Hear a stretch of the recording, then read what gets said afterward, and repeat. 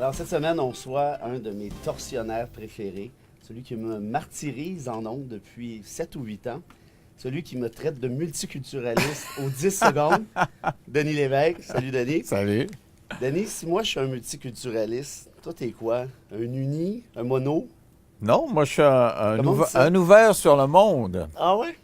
C'est-à-dire que, en fait, je suis un conservateur fiscal, économique et quelqu'un de gauche au niveau social. Alors, je veux avoir le moyen de me payer des politiques sociales. Et puis, c'est la même chose pour le multiculturalisme.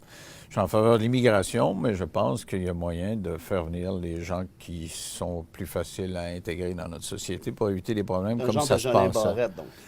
Non, pas partout. Et tu t'es retrouvé à Radio-Canada, à RDI, en fait, si je ne me trompe pas, Ouais, au ouais. début d'RDI, non? Oui, quand je suis parti du Saguenay-Lac-Saint-Jean, il y avait eu crise dans le domaine de la radio et ils avaient fusionné dans chaque région les deux réseaux qui étaient Télémédia et Radio Mutuelle. Donc, je me retrouve sans emploi et je suis arrivé à Montréal, à Radio-Canada, à RDI.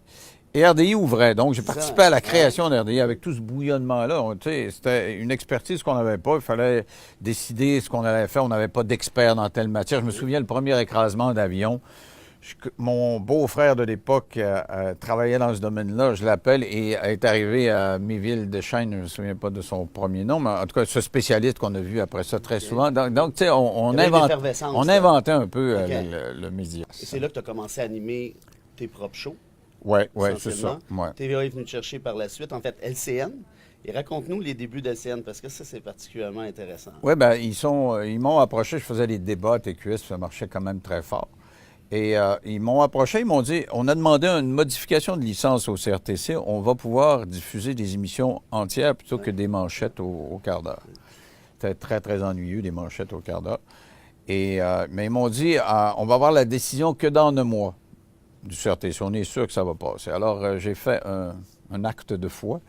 Et je suis allé, j'ai lu des nouvelles pendant 9 mois. Moi, lire des nouvelles, c'est pas ma tasse de thé. Après avoir animé tes ouais, débats, puis en plus de ça, je suis pas très bon là-dedans. Et donc, je suis allé pendant 1 mois, puis j'allais voir souvent mon boss, puis je disais, coudonc, elle arrive, la licence. Et pour me calmer un peu, il disait, OK, on va commencer à construire le show. Et on l'a construit pendant des mois. C'est rare qu'on ait le temps de construire un show aussi longtemps. Et on est allé à CNN à New York.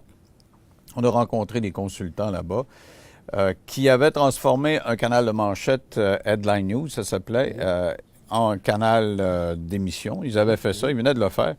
Et ils nous ont conseillé pour qu'on évite de commettre les mêmes erreurs qu'eux autres. Et c'est eux autres qui m'ont dit, regarde, ça te prendra une signature, il faudrait que tu aies... Ah oui, hein, c'est là que ça vient. Ben, c'est pas eux qui m'ont donné Non, ben, il fallait que tu trouves quelque chose dans le C'est genre, ça. là. Et mon réalisateur a dit, on pourrait éteindre les lumières, et puis c'est ce qu'on fait. Il y a eu beaucoup de critiques sur le... Il y en a encore aujourd'hui, mais il y en a moins. Mais à une certaine époque, surtout au début, à l'effet que c'était un show qui était sensationnaliste, inutilement spectaculaire, qui faisait appel aux bas instincts, des trucs de bichon maltais, puis toutes sortes de légendes urbaines aussi, comme la femme Fontaine qui n'est jamais allée sur ton plateau, mais tout le monde pense que c'est vrai. Comment tu vis avec ça?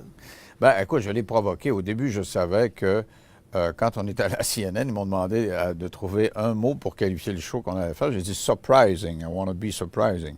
Et pour être surprising, on a fait une espèce de déclaration. Les premières années, on était loin. Et puis, bon... Est-ce que tu le regrettes, ça? Non. Non, parce que, en fait, ce qu'on voulait faire, c'était le pari match.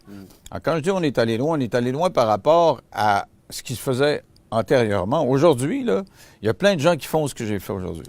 Ah ouais. Par exemple, j'ai fait des premières entrevues avec des gens de la communauté LGBTQ. Ça s'appelait pas comme ça, d'ailleurs. On appelait ça des trans à l'époque. Ça fait pas si longtemps. Ça a progressé très vite. Ouais.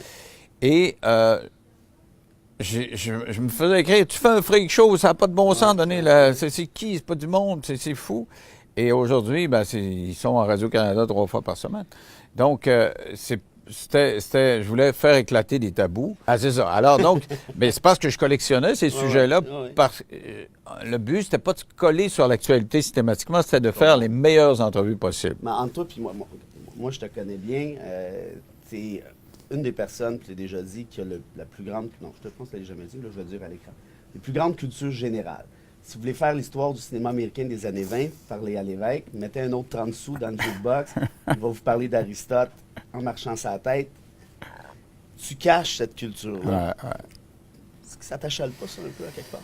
Des fois, une Parce que fois. moi, ça m'achale quand les gens me disent, ah, tu sais, ton chum Lévesque, là, niaiserie de bichon maltais. J'ai dit, ce gars-là, s'il était assis ici, tu te tairais et tu écouterais. Mais c'est pas l'image que tu projettes. Ben, dans une ou deux l'émission fois dans le par show, année, je me dis, bon, j'aurais pu faire ma marque autrement, mais moi, je suis arrivé à Montréal autrement. Je suis arrivé très vieux. Je suis arrivé, j'avais presque 40 ans. J'avais 37 ans. Pas très vieux, 37, Non, mais quelqu'un qui ça. commence une carrière à 20 ans à Montréal par rapport à la Ouais, commencer non, je à comprends, 37, je suis arrivé avec des gens qui avaient déjà fait leur place à 35 ans. Ouais. Et moi, j'en avais 37, personne ne me connaissait.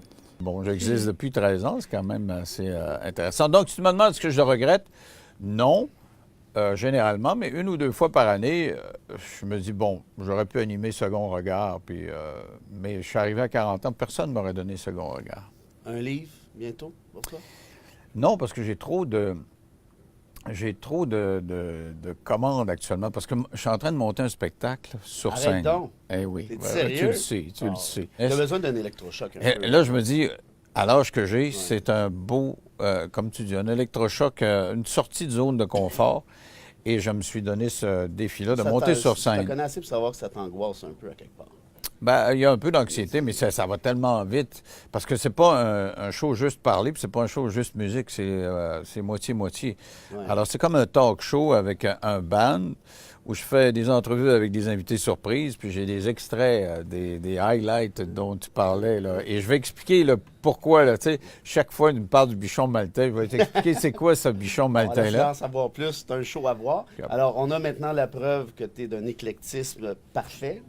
La prochaine fois, on va parler d'Aristote ou de Charlie Chaplin, si tu le veux bien. Oui, bien d'ailleurs, je suis en plein je suis dans une espèce de méga folie Chaplin. Je regarde à nouveau tous les Chaplin sur mon ordinateur. L'évêque, c'est le seul ami que j'ai. Si je veux lui faire plaisir à Noël ou à sa fête, il faut que j'y achète l'encyclopédie du monde qui coûte 128$. C'est le seul qui va l'avoir. Non, mais regarde le roi à New York de Chaplin.